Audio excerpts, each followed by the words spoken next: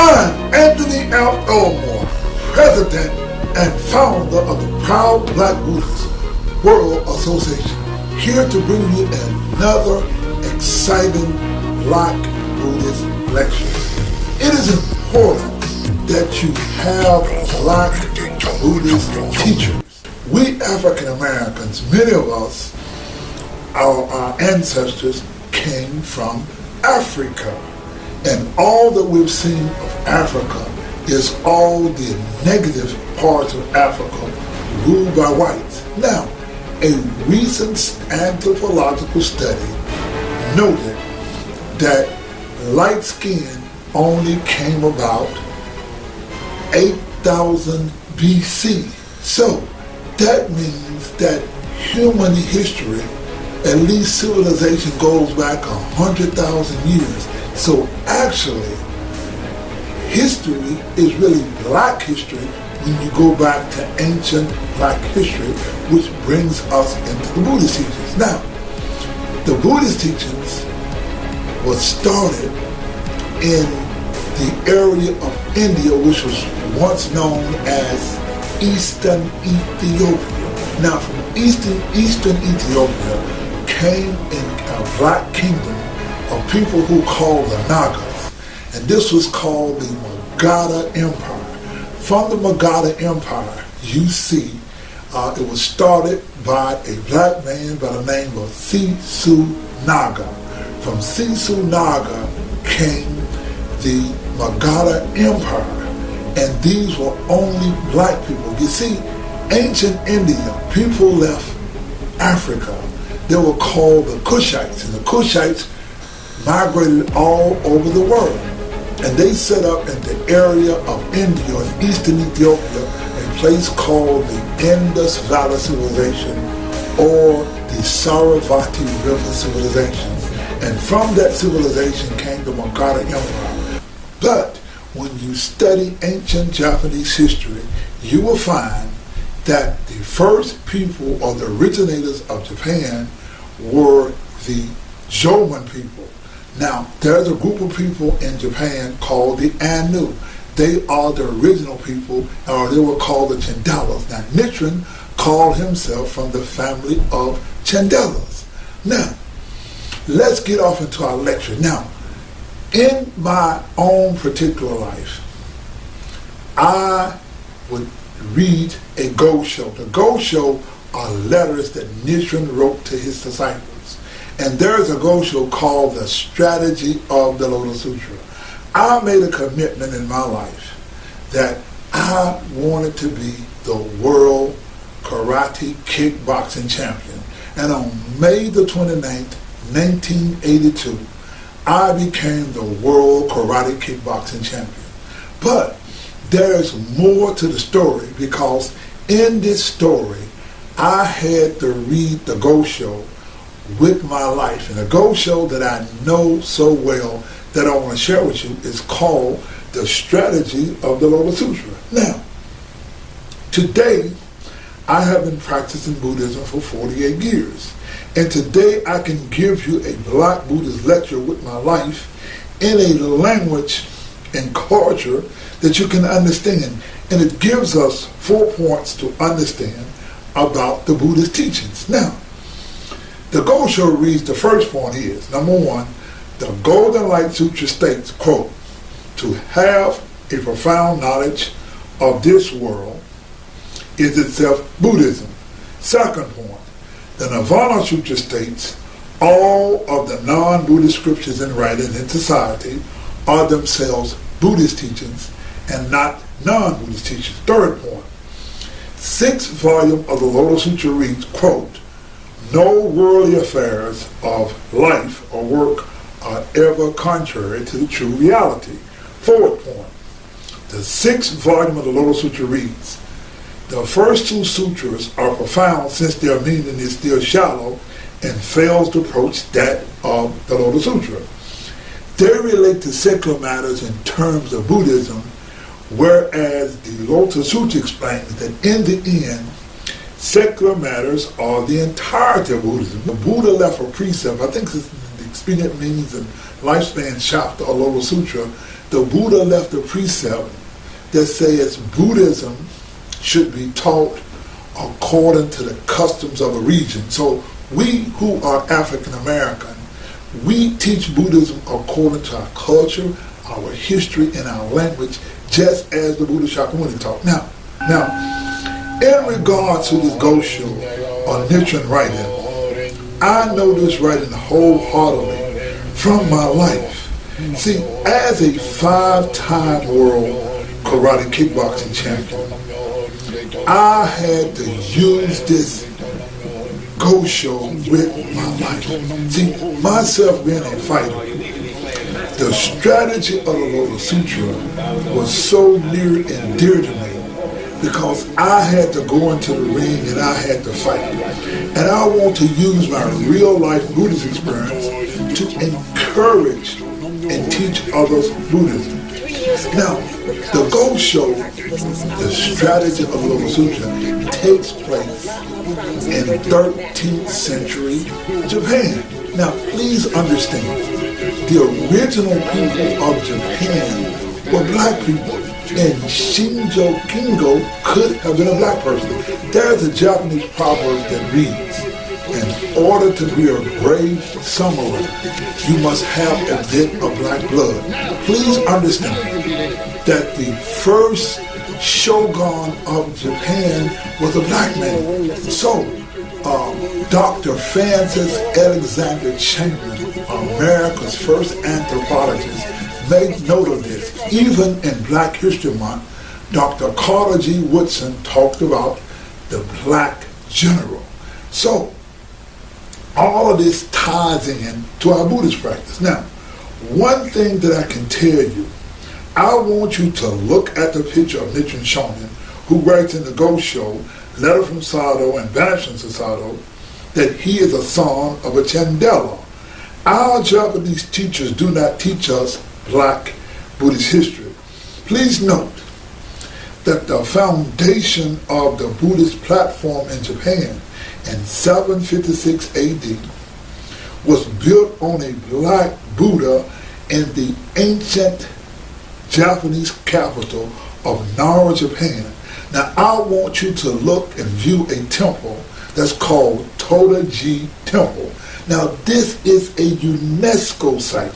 Now UNESCO is an acronym for the United Nations Educational, Scientific, and Cultural Organization. You see, Nichiren Shonin wrote this letter to Shingo Kingo. Shingo Kingo was a brother.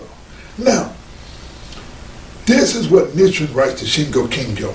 See, Shingo Kingo got into a big fight and he survived unharmed.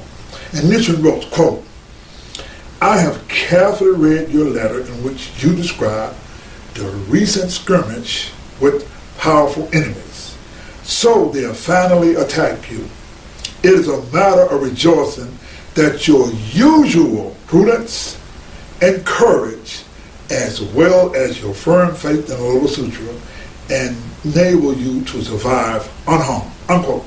You see, Shinjo Kinjo got into a fight, and Nichiren explained that he survived because of his, quote, usual prudence and courage, as well as his firm faith in the Lotus Sutra. See, this is what you must understand. It is humanly impossible to calculate the differences among human beings in most cases. In a sporting event, it's impossible to tell in a race oftentimes who is the winner. We have to look at a photo finish. Or in a basketball game, it comes down to one split second, one shot. When one comes to the end of one's good fortune, no strategy whatsoever avails. When one's current rewards are exhausted, even one's retainer no longer follow one. You survive because you still have both good fortune and rewards. You see, we who practice Buddhism, whether you chant Namo Myoho Renge Kyo or not, we have good fortune and rewards. You don't have to be, whether you Buddhist or not, You could wake up one day and have bad fortune, whether a tree fall, or you could be the people in Houston who have a flood, or you could live in California and have fires, or you could be an African American who run up against a racist police who shoot and kill you.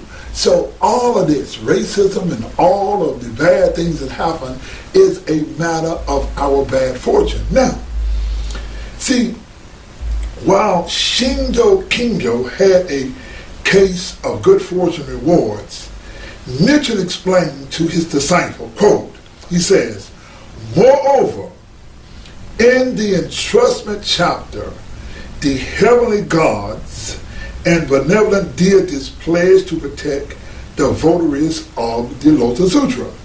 Of all the guardian deities in heaven, it is the gods of the sun and moon who visibly protect us. How can we doubt their protection? You see, what is important for those who put faith in the Lotus Sutra? We should know that the entrustment chapter of the Lotus Sutra reads, quote, we will respectively carry out all those things just as the world honored one commanded. When you begin to take on the Buddhist faith and you chant Namu Myoho Renge Kyo, you awaken the help of the gods, and the gods vow to Shakyamuni Buddha that he would protect you because you are a votary of the Lotus Sutra. This is what our Buddhist faith do for us. You see,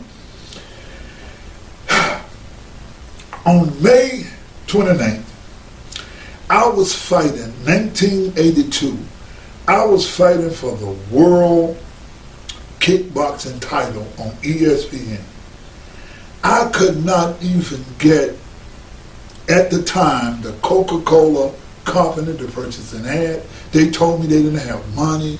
They wouldn't support me. I ran up against all kind of racism, not because of what I had. Even though you can have a good product, I was a world champion, but the problem was in 1982 I was black, and they were not about to support a black person in the major corporations in Memphis. They were not going to do it, and I had a very hard time. Even before the fight, my lights got cut out. I was really had a hard struggle. But at the last minute of my fight, something happened. The Adolf Coors Company, or Coors Beer, came in at the last minute, and they gave me advertisement, and they gave me the support that I could not get from my hometown of Memphis, Tennessee. Now, at the end of the fight, I did not, even though we had people at the fight, but I had to pay, and I was a promoter at the fight, and I gave the guy who I fought, Oak Tree, was all the cash I got, but I had to write that man a check that was no good. But when I went to the Adolf Coors Company, and told them I could not cover the check.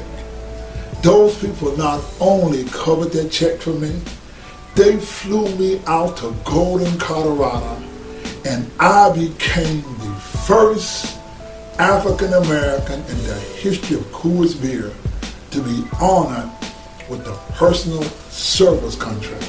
Not only was I honored with the personal service contract, and they flew me out to Golden, Colorado to the brewery, I was the first karate kickboxer in America, black or white, to get a personal service contract with a major American corporation. And Coors gave me something that many people in the world don't have, and that is they gave me time. And I took the time I had, and I went and I took a typing class, and I wrote, produced, and starred in my own movie that premiered in 1988 called The Contemporary Gladiator, that played in Germany, it played in various places, and I had the opportunity to go to Nairobi, Kenya in 1990 and premiere my movie. Now, all of this happened, ladies and gentlemen, because of the good fortune, and rewards. I will tell you that these things happen because of my firm faith in the Lotus Sutra. When you chant Namo Myoho Renge Kyo, you gain good fortune. You see, today in 2018, there is not a day that passes that people don't come up to me and say, "You are Anthony Elmore, the world karate kickboxing champion," in my hometown of Memphis, Tennessee. Even though I have not fought in almost 2 decades, I am a hometown hero. You see me on a picture with Congressman Steve Coyne and the late Isaac Hayes. We were hometown heroes. You see, today in 2018, while I'm a hero, you see, this is what the Gosho reads. It says, "It is the heart that is important. No matter how earnestly Nichiren prays for you, if you lack faith, it will be like trying to set fire to wet tinder. Spur yourself to muster the power of faith. Regard your survival as wondrous. Employ the strategy of the Lotus Sutra before any other. All others who bear enmity or malice will be wiped out. These golden words will never prove false. The heart of strategy and swordsmanship derives from the mystic law. Have profound faith. A coward cannot have his prayers answered." Time and time again, I have run up against challenges that I did not have an answer for. But I used the strategy of the Lotus Sutra. And in your life, you can chant Namo Myoho Renge Kyo, and the gods will come out and protect you. What we need sometimes, it's not how smart we are, how skillful we are, but it's a matter of our good fortune. And through practicing the teachings of the Buddha Shakyamuni, his highest teachings called the Lotus Sutra, whereas we chant the words Namo Myoho Renge Kyo, you can change your life. I am Anthony Elmore, President and Founder of the Proud Black Buddhist World Association, bringing you another lecture.